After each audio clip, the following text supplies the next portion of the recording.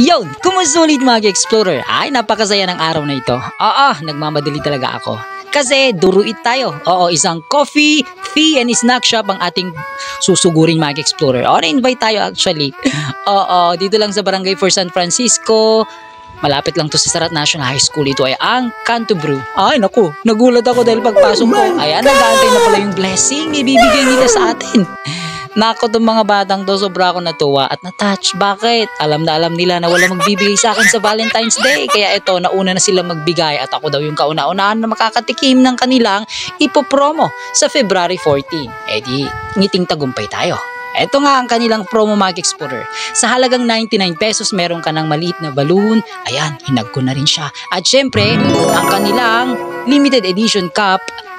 At ang flavor ng cup na ito, ang flavor ng drinks na to ay strawberry latte. Nabulol-bulol na ako. Super excited kasi ako eh. Take note mga explorer, reusable at souvenir nyo na rin yung cup na yan. Kaya limited edition. O mga explorers, so saan ka pa sa halagang 99 pesos? O pasok na yan sa budget mo sa February 14. So puntahan nyo ang kanilang shop mga explorer sa February 14 ha. Oo, tapos yung lasa. Wow, grabe! Lasang-lasang mo yung strawberry niya. Oo, sa mga strawberry lover dyan. Pasok na pasok to. So yun, hindi lang ito pang mangjowa. Kung single ka, pwede mo naman i-treat yung sarili mo. Oo, bakit ba? At syempre, kung sa nanay, sa tatay, sa kaibigan, libre mo rin sila sa halagang 99 pesos lang. So again mga explorer, mark your calendar na. Sa February 14, puntahan nyo ang Canto Brew, ang kanilang promo na 99 pesos. Pasyalan nyo na mga explorer. Bye-bye!